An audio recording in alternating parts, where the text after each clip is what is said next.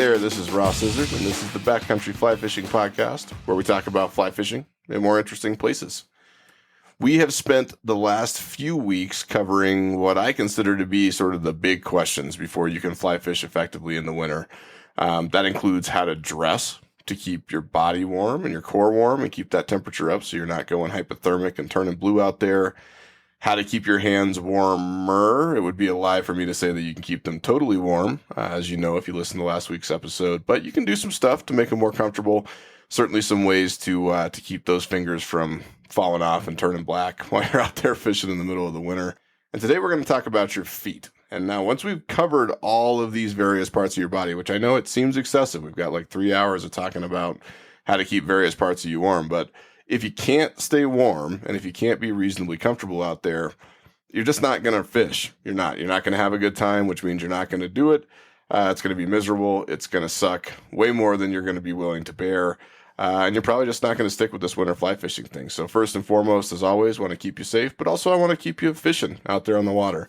And that means we kind of got to talk about these gear considerations and safety considerations before we can really get into the winter fly fishing stuff. Don't worry, we're going to get there. But for today, we're going to talk about how the hell you get into these backcountry spots on foot and what that means for your feet when you're fishing in the wintertime. So let's go ahead and jump right in. There are 4 considerations in my mind when it comes to your feet and backcountry fly fishing in the wintertime. And I'll just list them out. The first one is warmth. The second one is mobility. The third one is traction.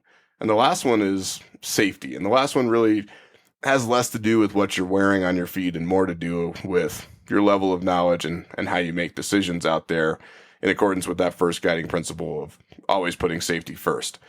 But let's start with warmth. Let's talk about that one right off the bat. We talked about this a little bit a couple weeks ago, but the number one consideration when you are fishing in the winter probably isn't going to surprise you, but the number one consideration for your feet in the winter is going to be keeping those feet warm. If your feet are cold, they're going to hurt. And man, when your feet hurt, it is not a good time. You are not going to have fun.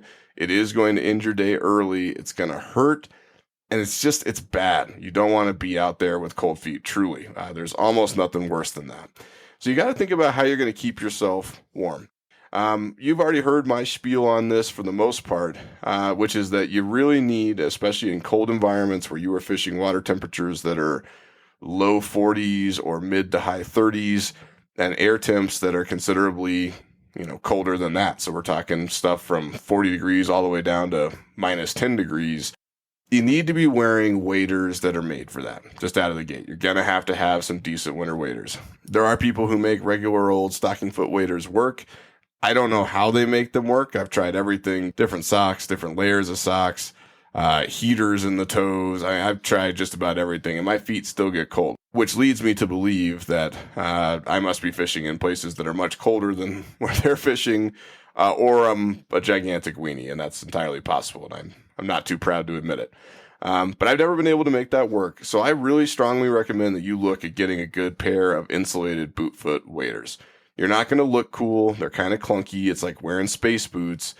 But being able to have your feet and your core and your legs all in the same air cavity, and then having some insulation around those vulcanized rubber boots to hold all that body heat in around your feet is just going to make a massive, massive difference for you. And guys, I really can't overstate how much of a difference this made for me. It turned winter fly fishing from a game of endurance where it was, how long can I do this before my feet hurt so bad that I cannot physically bring myself to touch the water again, to, well, I just have to be home for dinner, or I've got to be home by such and such time, or I only have so many hours. It totally changed the game. I can fish all day. I have a pair of Orvis Pro zip front boot foot waders. They've got gridline fleece stuff in the boot. The legs themselves are not very well insulated like we talked about on the clothing episode, but that's okay. You can layer underneath it for that, and if you want to learn more about that, go back and listen to that episode. But I can fish all day in very nearly freezing water perfectly comfortably. My feet feel like they've been posted up at home just like they are now all day. It's no problem. So really do look at those boot foot waders. It's going to change your life. If you want to mess around with electric socks and, putting hand warmers on your toes or buying those like sticky foot warmers. I've tried all of those.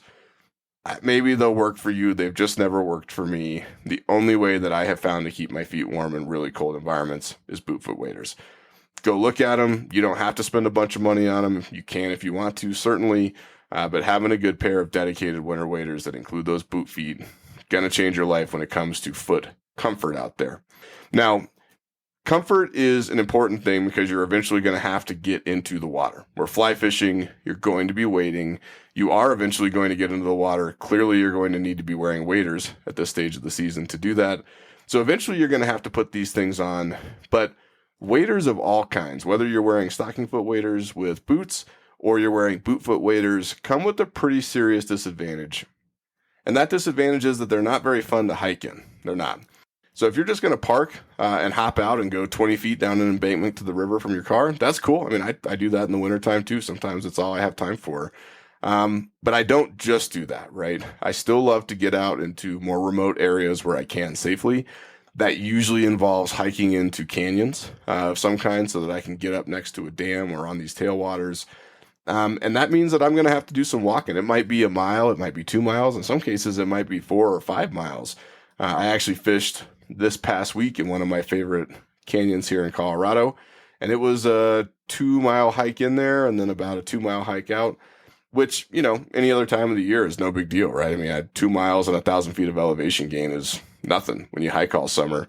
But once you have to do that in winter gear, and once you've experienced doing that in heavy winter waders one time, or really any waders one time, you're going to have second thoughts about it. They're not super duper comfortable. You can do it. I have hiked in waders. I've hiked very long distances in waders. I mean, I'm talking like 10 plus miles in waders, not in boot foot waders. I don't think I'd do that. But I've hiked a lot of miles in these things. You can do it. It requires a certain level of patience on your part. It requires you to accept the fact that they're big and they're heavy. They're really not made for long distance walking, so they're not great for your feet. And they're just, if you're willing to accept the discomfort, you can make it work. But really, there are probably better ways to do it. And the point that I'd like to make with that is this. You've got to have those warm waders, but there are no solutions, only trade-offs. Here, you are solving the problem of cold feet, but introducing the problem of how the hell you get yourself in and out of these fishing areas when you're hiking in the wintertime. And so that leads us really to the second bucket, which is mobility. So how mobile can you be when it comes to your feet? Having really good warm waders that are going to keep your feet warm for the whole day, great. I believe pretty strongly that the mobility in those things is so limited that you are very likely going to need to pack them in. They're probably not something that you are going to want to wear on long winter hikes to get down to the river. So you're going to have to think about this. There are days where maybe you just say, man, screw it. I can't be bothered to pack them. I just want to go fish. It's only a mile, whatever. I'm going to throw them on, hike in there, and it'll be fine. And that's okay. I do that too. Just be aware of the fact that as it warms up during the day, you may get hot. The waders are not likely to be incredibly comfortable. When you come out of them in the end of the day, no matter how breathable they are, they're going to be kind of sweaty and swamp assy, and it's just going to be kind of gross because they're really not made for that. You can do it, but I really think you got to think about packing them. So you get yourself those good waders, and now you got to think about how the hell do I get these things down into the river? The way that I do it, just so you know, and there are probably a million ways to do this. So you can have a specialized backpack that has like a wader sling underneath it where you can put them. Some guys have like specialized bags that attach to their backpacks, and those are fine too. I'm a, peasant, I guess. And so my solution is I take those boot foot waders, I stand them up flat. I don't fold them at all. So they're just sitting there flat, as if I were going to put them on. I roll the body up as tightly as I can all the way down pretty much to the boots. So I've got like a long roll of waders and then just those rubberized boots sticking out either side of that roll. And then I put them over the top of my backpack like a yoke, so I put those rolled up waders on top of the backpack. I take a bungee cord, which I carry with me all the time. And I use the bungee cord to very tightly wrap around those rolled up waders. I strap both sides of that to the carry handle on my backpack. So now I've got rolled up waders on the top of my backpack. the bungee cords securing them very tightly to the top of the backpack, and then those heavy rubberized boots hanging down off of either side of my backpack so that it stays relatively balanced. Because if you've ever done any hiking, having some kind of weight on one side of you and not on the other side of you is going to lead to, at a minimum, a pretty unpleasant hike, and at the worst, potentially an injury for you, or at least something that's going to be very uncomfortable. So that's how I do it. I've tried other ways. I've already told you the story before about the time that I dropped my waders and had to hike 2 miles back into a canyon to get them. I'm very paranoid about anything that is not 100% secure on my backpack. This is the best way that I've found to do it. So take it or leave it. If you have a better way, then I don't know, drop me a line and tell me, because I'm always open to suggestions. But I pack those things in and then I pack them out. And while I'm doing that, what do I wear? I wear a good pair of waterproof, supportive, mid-height hiking boots. These are almost always the same boots I wear in the summer. I do have a pair of dedicated winter boots that are a little bit warmer, just in case it's incredibly cold and I feel like putting them on. But any pair of really decent hiking boots, especially if they have any kind of Gore-Tex or any kind of insulation in them, are going to do just fine for this. Bring them with you. Just slap them on in the parking lot, along with, your underlayers and maybe an extra pair of pants that you can stuff down in your backpack later, like a thin pair of hiking pants that you can strip off when you get to the river, put those in the backpack, throw your waders on and get fishing.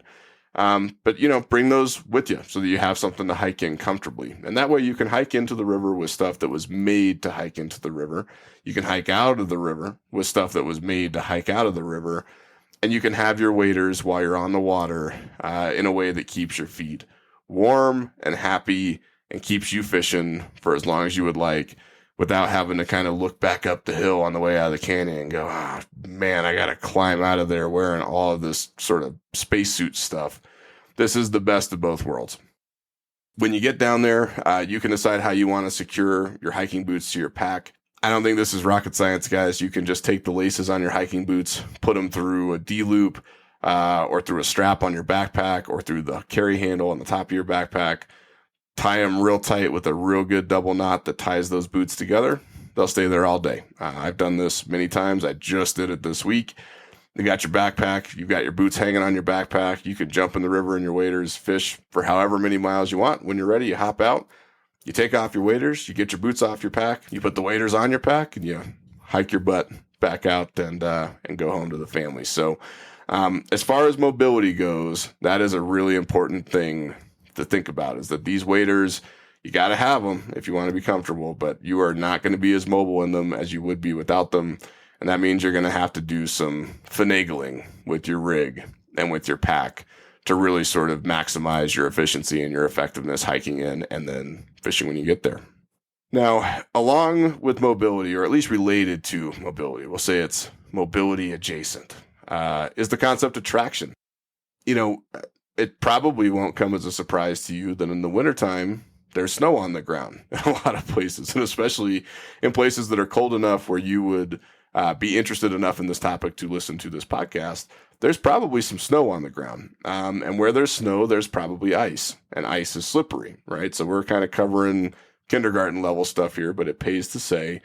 And it's worth noting that especially in canyons, and this depends on a lot of factors, right? It depends on which way the canyon is oriented, north-south or east-west.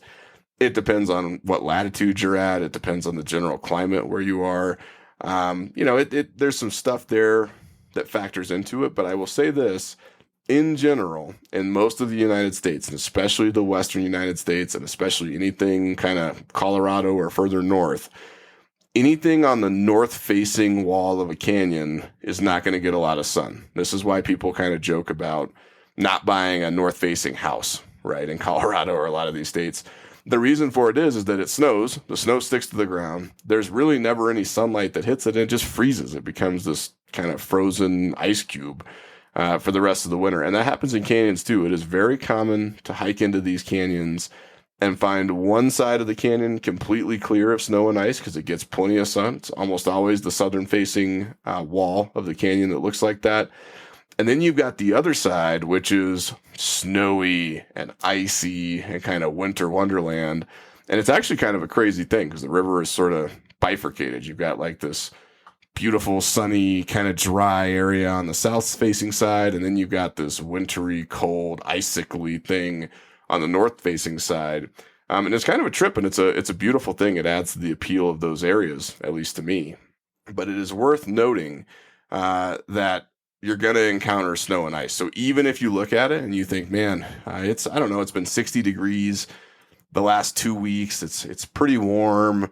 I bet there's no snow and ice in there. If you are hiking into a canyon, and you are almost certainly hiking into a canyon because most of the lakes around you are very likely frozen, and it's unlikely that you're fishing any freestones flowing through a gentle meadow because those are probably frozen too.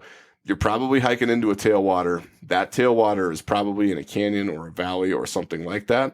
And there is going to be snow and ice on that north-facing wall, not because the weather hasn't been warm enough to melt it, but because that wall doesn't care. It's shadowed forever. There's very little sun. The sun is low in the sky in the wintertime. The days are shorter. It just isn't going to melt. So I don't care if it's 65 degrees and has been for the last week. I bet you still have ice in there. And that means you still got to think about traction. Now I'm going to divide traction up into two categories, okay? The first one is traction when you're hiking, and the second one is traction when you get into the water, when you get to the river. We'll start with hiking.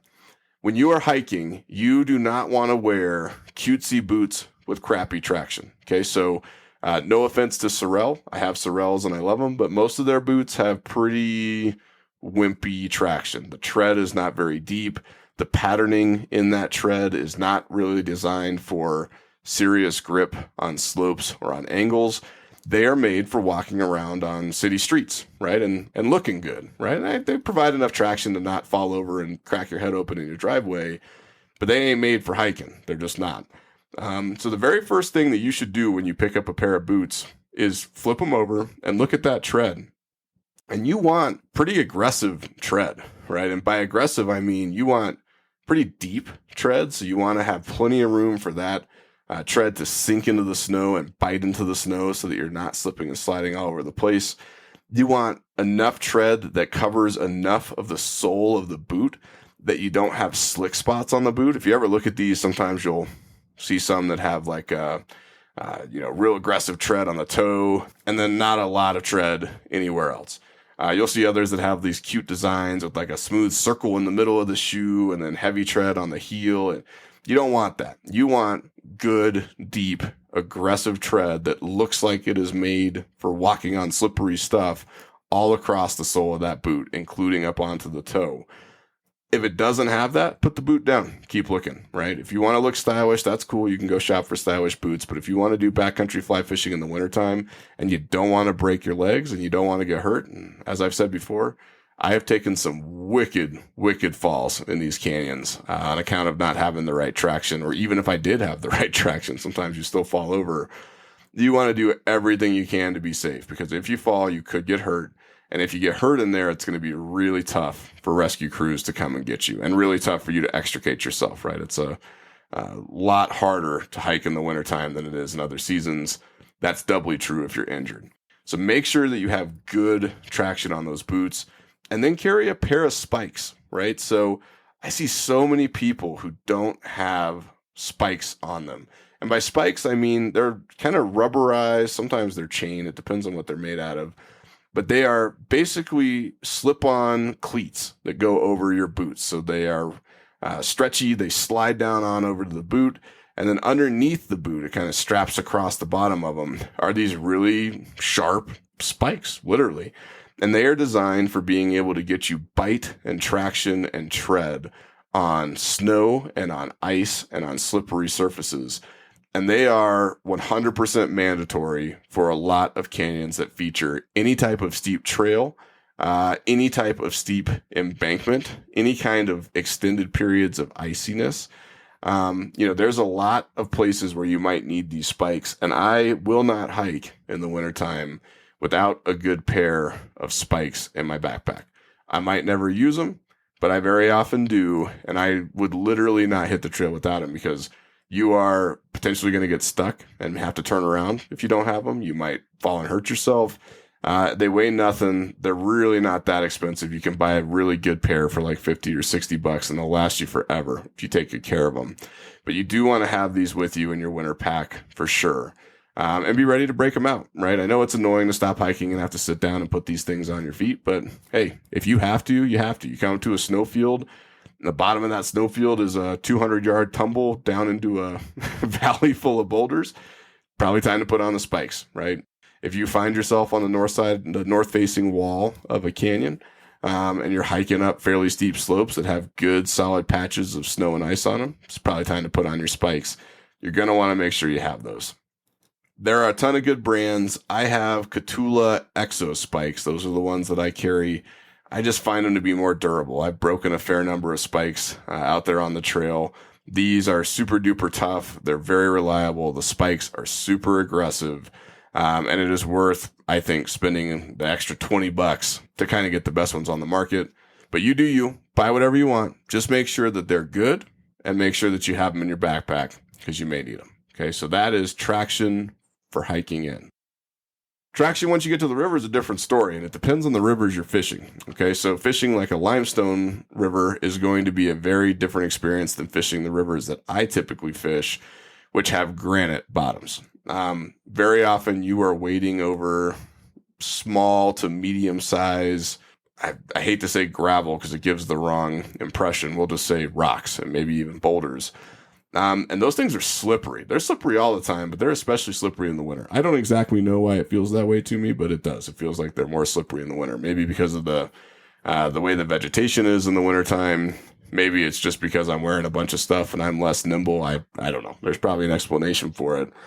But I slip and slide quite a bit out there, and that really is going to determine, how you think about traction on your waders. So if you are wearing standard stocking foot waders with wading boots on them, you can kind of get away with a little more, right? So those boots, if you get good ones, have decent traction on them, especially if you get rubber soles. And I should mention that you really, really, really, really don't want felt soles in the wintertime. I kind of think you don't want them ever because they're sort of gross and they pick up contaminants and they can move those from stream to stream. But you definitely don't want them in the wintertime. Why? Because when they get snow in them, all the snow gets packed up into that felt and it freezes, and you wind up with basically the equivalent of a giant snowball on the bottom of your foot, which not only negates whatever additional traction you're getting from the felt boots, or the felt soles, I should say, but also is going to make it very difficult and very uncomfortable for you to walk. Felt is completely useless in the wintertime. You should not wear it. It's dangerous. It is going to be worse for you than just about anything else. And you should just, if you have felt soles that you use in the summertime, cool. Take them off your boots, get a new pair of boots, and do something different in the wintertime because it's not going to work for you. I promise. Beyond the felt, though, you've got some options, right? So I tend to wear just standard rubber boots. I don't usually put grip studs or spikes of any kind into them. I've tried that. I'm sure that it works well in certain places where you have tungsten spikes that are digging into the rocks and the substrate. Nothing digs into granite, right? So out here, if I put those spikes on there, it just negates all the tread on the boot, gets rid of that kind of natural stick power of the rubber.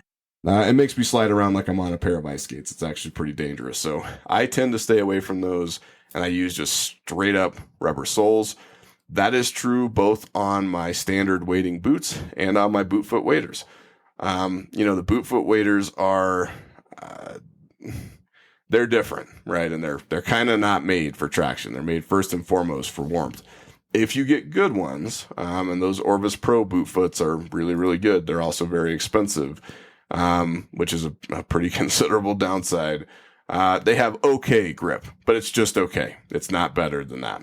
And you kind of can't fix it because you can't put spikes in them, not really, or you might risk destroying the integrity of the boot, or at least I have never heard of a way to safely put grip studs or spikes into a rubberized boot foot wader. And you probably could put your cleats on over them, your Catula Exo spikes, but I wouldn't, in part because I don't know if they would fit. Those boots are pretty big and clunky, and you might break your spikes, and then you won't have them on your hike out. But also because I don't know that they would help. They're big, aggressive spikes made for snow and ice, and they're not going to really help you on rocky bottoms. So really, the best you can do here, and I'm sorry to kind of give you the cop-out answer, but Be selective about which wading boots or which boot foot waders you buy.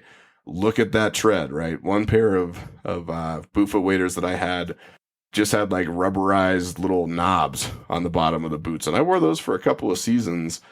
And it was so frustrating because I was constantly slipping and sliding and sloshing and losing my footing. And number one, I looked, like I'd never been fly fishing before, which is embarrassing, even if you're out there by yourself. But number two, it can make you fall in the water. And if you fall in the water in the wintertime, as you know, you're probably done, right? If that water gets in your waders, your day's probably over. Continuing to fish after that is going to be very unpleasant and possibly dangerous. Even if you don't fall all the way in, you could stick your hand in the water to steady yourself. That might break your arm. It might result in you getting your hands and your sleeves soaking wet, which means you're going to be cold for the rest of the day. There's a lot of stuff that could happen from slipping and sliding out there. So the best thing you can do is to get something that prevents that as much as possible. Nothing's perfect. You're still going to slip and slide. I'm not going to lie to you. But get something that prevents it as much as possible so that you can be safe when you're doing it out there. And then the second one really doesn't have as much to do with traction as it does with just common sense. And we'll use this as a segue into the fourth bucket of safety, which is don't be a dumbass about how and where you wade and walk out there, right? If you come across a rock or a boulder that you need to pass over to continue wading upstream and fishing, and it looks like it's covered with a layer of ice on the top and there's loose snow and you kind of can't really tell what's going on, just don't walk on that boulder, man. Like don't step on that, right? Avoid wading in sections of the river that are so deep that you can't see the bottom, because that's where you're going to miss your foot placement. That's where you're going to slip. And if you slip into that deeper water, it's where you're going to find yourself in the worst kind of trouble. Don't go down embankments to get into the river that you're not sure you can get back up. I have had many experiences where I've climbed down into a canyon and it might only be 20 or 30 feet down a pretty steep embankment. I'm like, no big deal. But 20 or 30 feet up a steep embankment in the summertime on dirt is no big deal. 20 or 30 feet up in 2 or 3 feet of snow on a slope like that is a really big deal and can be extremely difficult.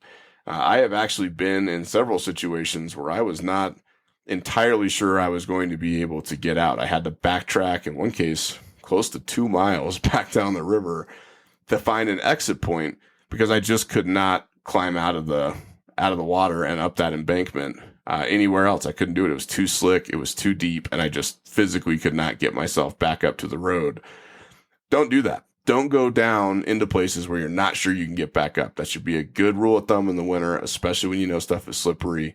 Just make sure you've got an escape route. And if you're not sure you do, you probably shouldn't go down there. Don't be silly.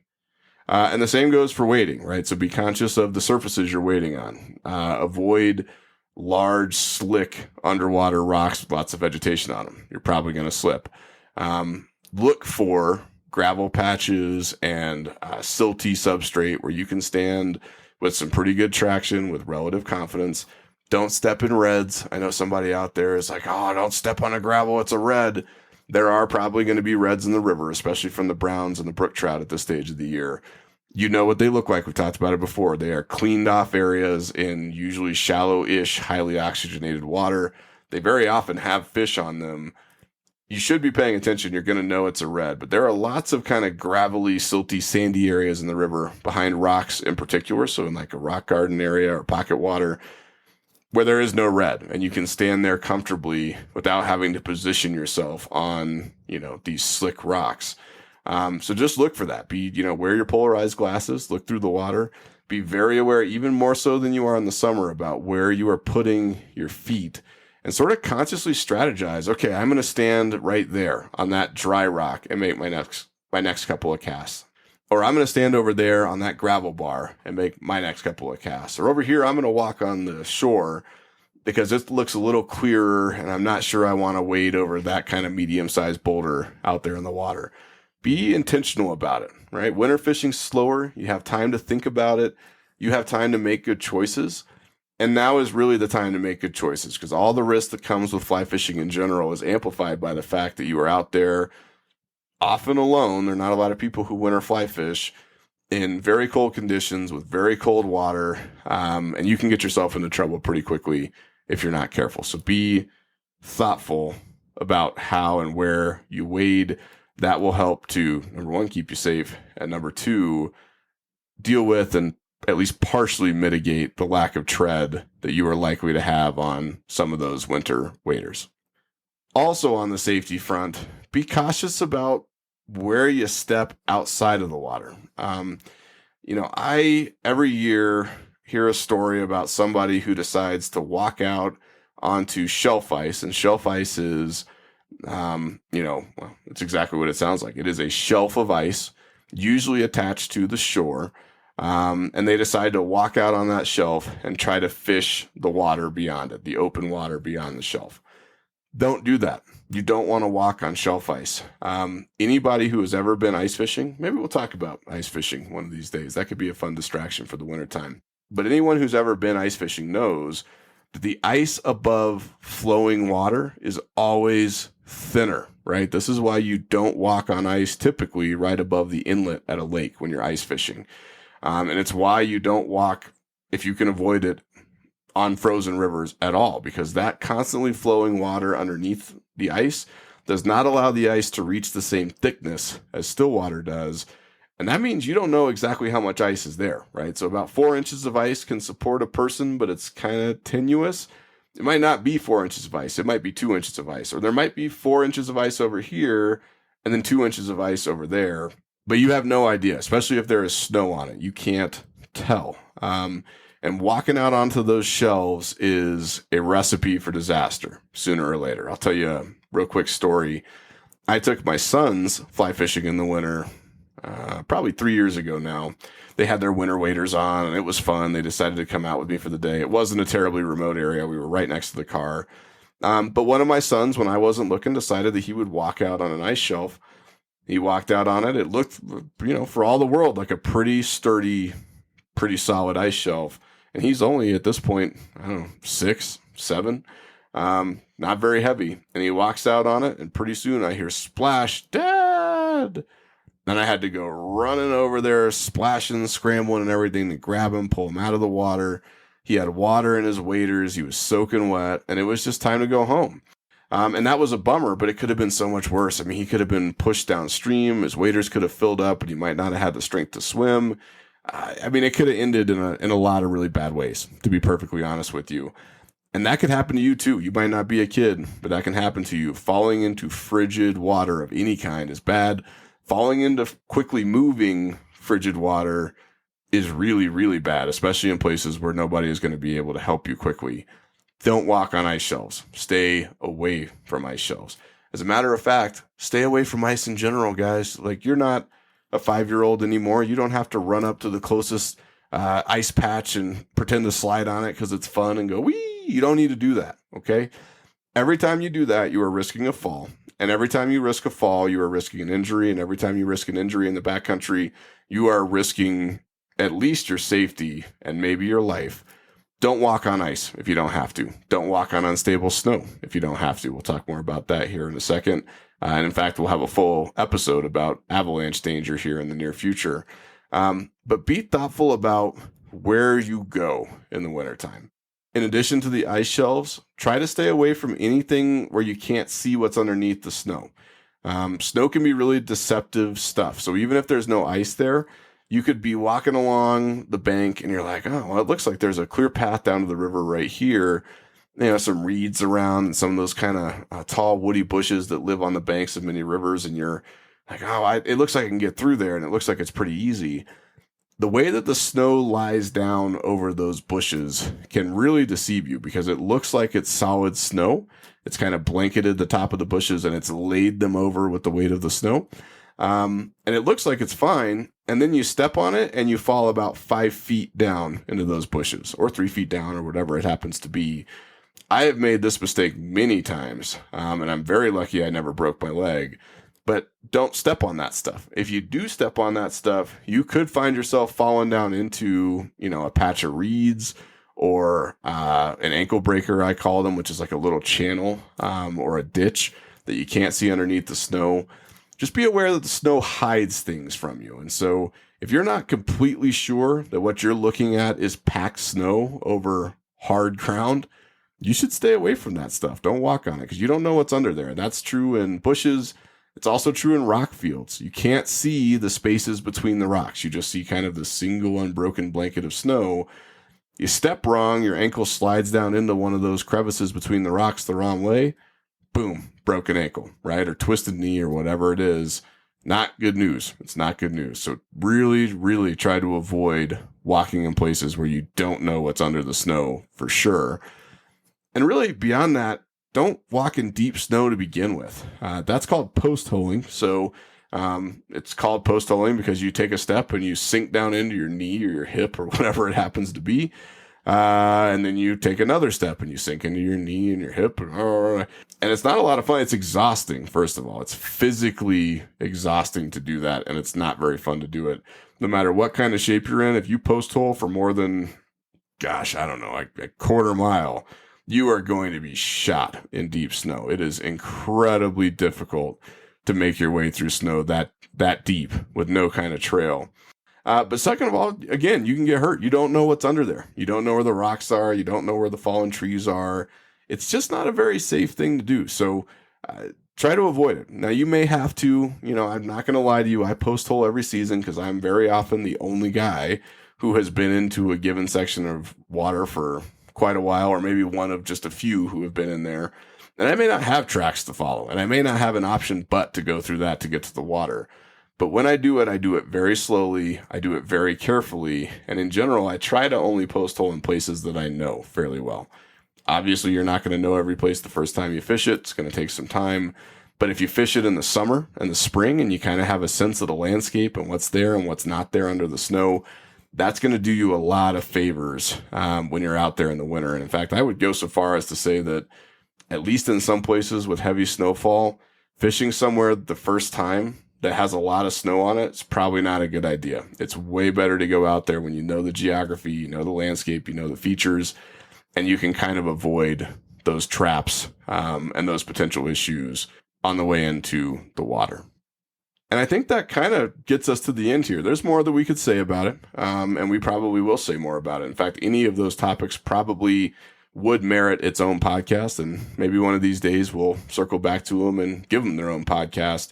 But at least as far as dealing with your feet and dealing with on-foot access to the river, this should give you a pretty good idea of what to be thinking about, especially if you're going to be hiking in and doing backcountry work in the coldest months and the snowiest months of the year. One of these days, we'll talk about snowshoeing. I do not snowshoe into these canyons. I suppose I could. I do snowshoe a little bit in the spring. We'll talk about that when we get into talking about planning for your high alpine season, especially in those early spring months. But in general, I don't snowshoe into these canyons. And I think that if I were to need snowshoes to access them, I probably wouldn't in a lot of cases, just because of the difficulty of being able to get myself back out. But that's a topic for another time. We can talk about it at a later date. For now, I hope this gives you a good sense of what to be thinking about when it comes to your cute little feetsies. And I really do hope you take it to heart because it'll make you happier, it'll make you warmer, and most importantly, it'll make you safer. So I hope you have a great weekend. Hope you have a great week. Hope you're staying warm out there, keeping those feet warm. And if you're going to be doing any hiking, make sure you're doing it right. Take care out there. We'll see you soon. Till next time, this is Ross. Maybe I'll see you out there. Unless you forgot your exo spikes.